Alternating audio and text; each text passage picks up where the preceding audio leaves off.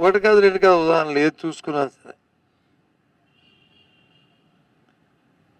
ఎందుకంటే సరిగ్గా పండగ ముందే గొప్పగా చెప్పిన ఏదైతే మద్యం గురించి తాగుడు గురించి మాట్లాడేవాడు చంద్రబాబు నాయుడు దానికి 10 రూపాయలు పెంచాడు.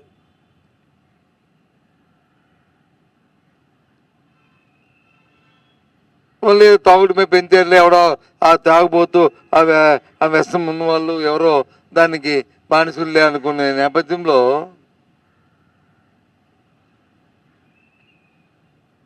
భూమి తాలూకా విలువలు పెంచి రాష్ట్ర ఆదాయం కోసం సంపద కోసం అని పెంచి ఎవరైనా రిజిస్ట్రేషన్ చేసుకుంటే షాక్ కొట్టే పరిస్థితుల్లో ఆ భూములు తీసుకొచ్చాడు.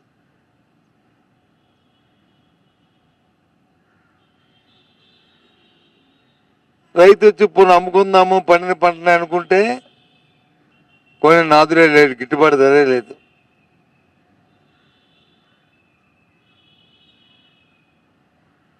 మనం చోడవరం మన విశాఖపట్నం జిల్లాకు సంబంధించిన పరిసర ప్రాంతాలు గ్రామీణ ప్రాంతాలు తీసుకుంటే అక్కడ రైతుల పరిస్థితి ఎంత దీనంగా ఉందో, దాని మీద అధికారుల స్పందన ఎలాగ ఉందో మనం చూసాం.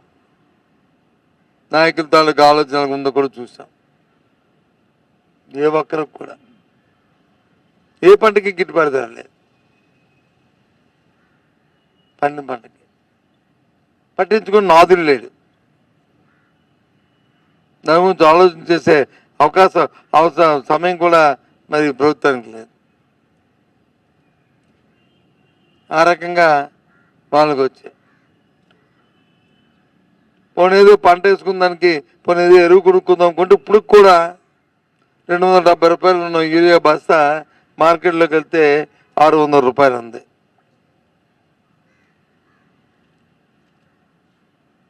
పోనీ ఏదో నేను మాట్లాడిన తర్వాత లాస్ట్ టైం కూడా మాట్లాడాను, మళ్ళీ ఇప్పుడు మాట్లాడిన తర్వాత పోనీ ఇదిగో సత్యబాబు గారు చెప్తుంది అబద్ధం, ఇది వాస్తవం కాదు నిజమని చెప్పిన ఏమైనా పోనీ ప్రభుత్వం తరపు నుంచి అధికారులు కానీ అధికారులు కానీ మాట్లాడతారు, దాన్ని కాదు ఖండిస్తారు, ఇది ఇక్కడ దొరుకుతుందని చెప్తారని చూశాను. కానీ ఎక్కడ కడుచూపు మేరలో కనిపించే ఆ భాష్యం. ఎందుకంటే వాస్తవాలు కాబట్టి.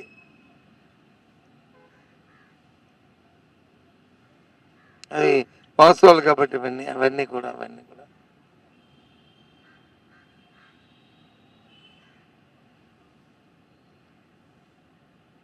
ఇక విద్యార్థుల పరిస్థితి అయితే వాటికి 8వ అనుకుంటాను క్వార్టర్.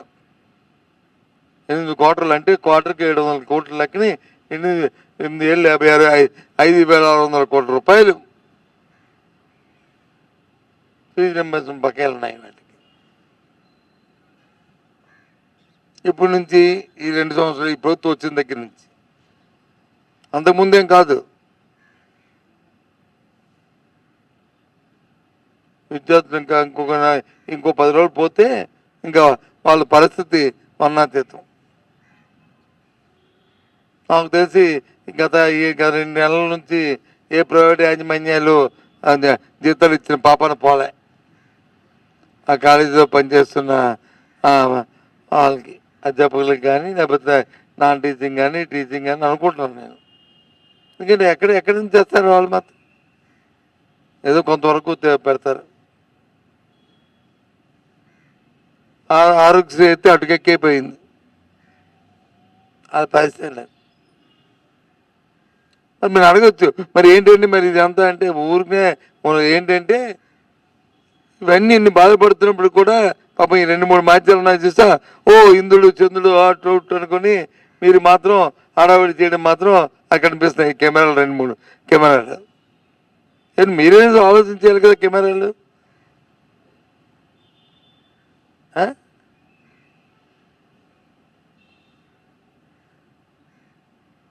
మిమ్మల్ని ఏదో విమర్శిస్తున్నాను కాదు, మీ బాధ్యత, మీ సామాజిక బాధ్యత ఉంది కదా మీకు లేదా బాధ్యత?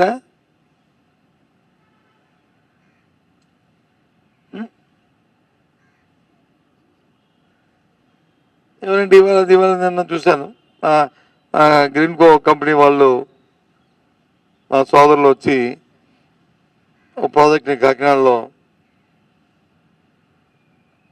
వాళ్ళు శంకుస్థాపన చేయడం, ఎన్ఎల్సీ ఫ్యాక్టరీ నుంచి టేక్ ఓవర్ చేసి దాన్ని చేయడం.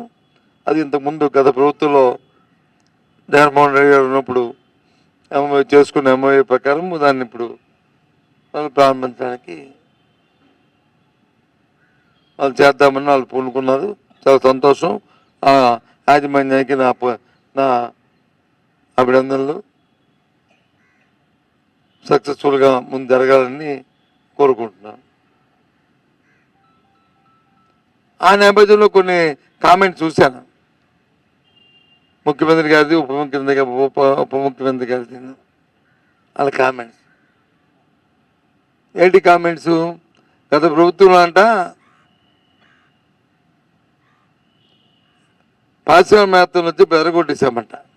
మరి ఇప్పుడు మరి మొన్నే కదా అదానీ గారు చెప్పారు, బెదరగొట్టామా బెదరగొట్టలేదు. అదానీ గారు కుమారుడు చెప్పాడు కదా బెదరగొట్ట లేదు. మరి నిన్న గ్రీన్కో ఇవాళ నిన్న ఫౌండేషన్ వాళ్ళని అడగచ్చు కదా, బెదరగొట్టామో లేదు వాళ్ళని ప్రోత్సహించాము.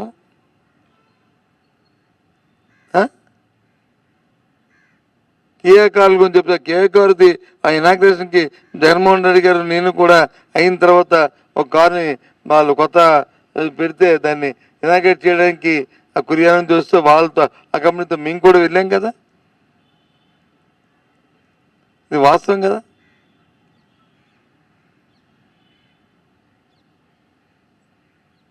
ఎవరు వెళ్ళగొడుతున్నారు ఈ మధ్యకాలంలో? 2 సంవత్సరాల కాలంలోనూ ఏ ఫ్యాక్టరీ పెట్టుకుంటే అందులో వచ్చిన బై ప్రోడక్ట్ ఏమైనా ఉంటే అవి మాకు ఎమ్మెల్యేలకు వచ్చి అవి ఇస్తేనే, లేకపోతే గిరికేస్తాము. స్వయాన్న జిందా లాంటి ఫ్యాక్టరీలు పెట్టుకుంటూ వేల కోట్లతో పెడతారంటే వాళ్ళని ఆంధ్రప్రదేశ్ గారి పక్కన అన్నికంటే తోస్తారు. ఎవరు తోస్తారు? మేము అంత తోస్తాం. వైసీపీ పార్టీ ప్రభుత్వం లేదు, వైసీపీ పార్టీ నాయకుల తోస్తారు. మాట్లాడిన దానికి నోటుకు వద్దు పొడొద్దు. ఏం మాట్లాడతారు?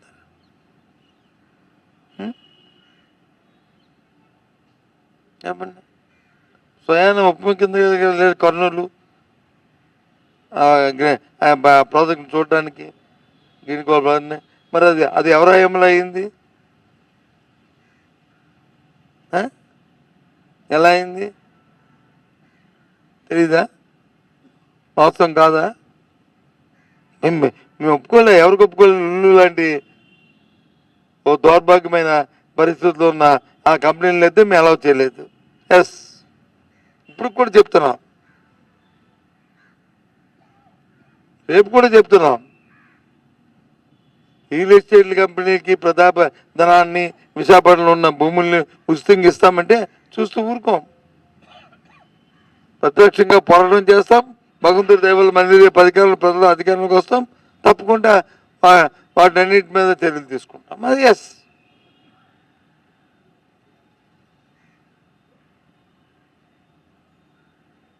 ఏమి రాపకారిగా చెప్తున్న మాటలేం కాదు, ఇది వాస్తవం. ఇది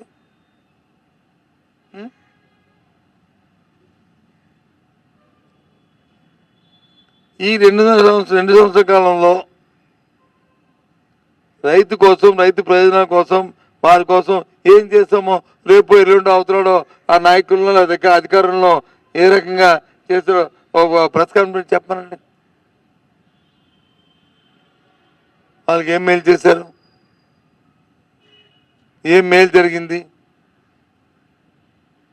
చెప్పనండి.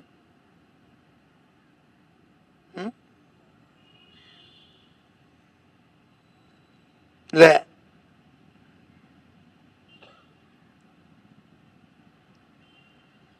ఎంతసేపు ఏదో నేను నువ్వని పోగొట్టుకోవడానికి ఆ 2-3 టీవీలు పట్టుకొని తెల్లవాళ్ళైతే అవి అందులోనే ఒక ఎదురుకి పెయిడ్ వర్క్లు పెట్టుకొని డిబేట్లు పెట్టుకొని ఊరికే వాళ్ళతో వచ్చి సొల్లు కబులు చెప్పుకొని ఈ తప్పు దానివల్ల ప్రజలకు కడుపు నిండితే సామాన్యుడికి మేలు జరగదే. సామాన్యుడికి 5,000 నోట్లకి వెళ్ళవే. ఏం చంద్రబాబు నాయుడు గారు? అసలు దేశంలో రాష్ట్రంలో శాంతి భద్రతలు ఉన్నాయా? గత 5 సంవత్సరాల కాలంలో ఏ గ్రామంలో అయినా సరే 2 సంవత్సరాలు దేశ ఊరు బహిష్కరణ చేసి కుటుంబాలు 100 కుటుంబాలు ఏ గ్రామంలో ఉన్నాయా చూపెట్టండి, చెప్పండి. ఊర్లోకి వస్తే వాళ్ళని వచ్చి మర్డర్లు చేసేస్తారా? అసలు ప్రజాస్వామ్యం ఉందా ఇక్కడ?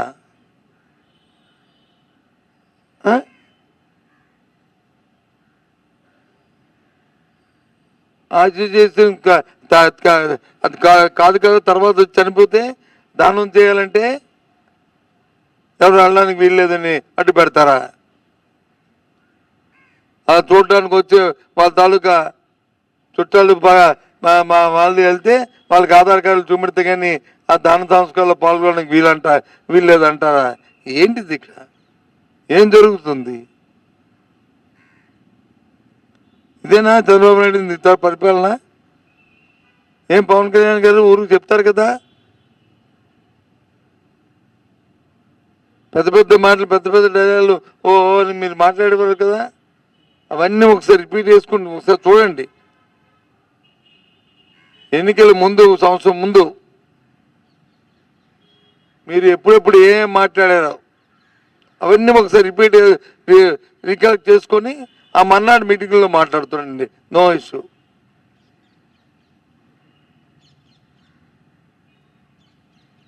అప్పుడేం మాట్లాడాము, ఇప్పుడేం మాట్లాడుతాం, పరిస్థితులు ఏంటి, వాస్తవ పరిస్థితులు ఏంటి?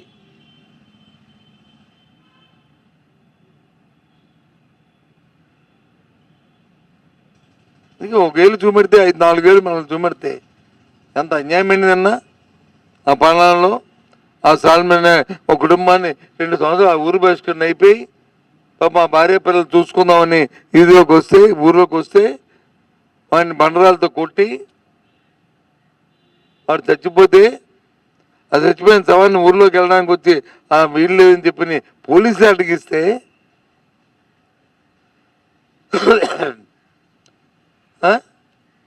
ఏమో ఎక్కడికి వెళ్తుంది వ్యవస్థ?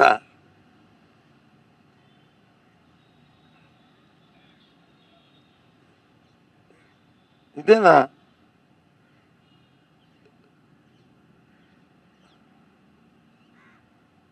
భారతదేశ ప్రధానమంత్రి గారు వచ్చి నిన్న ఇప్పుడు మీటింగ్లో చూశాను, ఎక్కడో మాట్లాడుతూ ఇవన్నీ మీటింగ్లో అట్లో ఇట్లో ప్రపంచంలోనే భారతదేశం వచ్చి అతి పెద్ద ప్రజాస్వామ్య దేశం,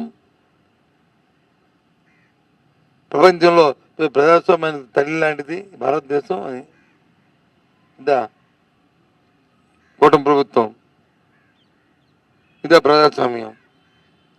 ప్రధానమంత్రి ఆలోచించండి, అడగండి మీ వాళ్ళని ఏం జరుగుతుందో ఆంధ్ర రాష్ట్రంలో చూడండి.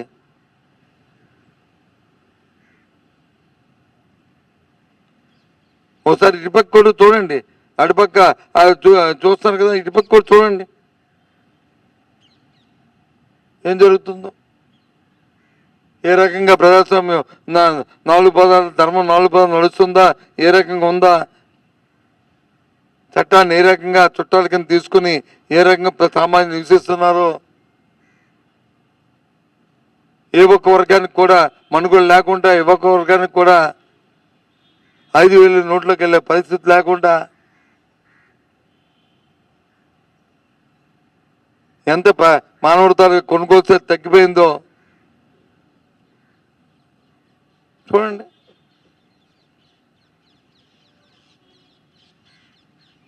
చాలా దురదృష్టం. జరిగిన పరిణామాల పట్ల తీవ్ర విచారాన్ని వ్యక్తం చేస్తున్నాం. ఈ శాంతి భద్రతల పట్ల జరిగిన పల్నాడులో జరుగుతున్న సంఘటన పూర్తిగా కూడా ఖండిస్తున్నాం.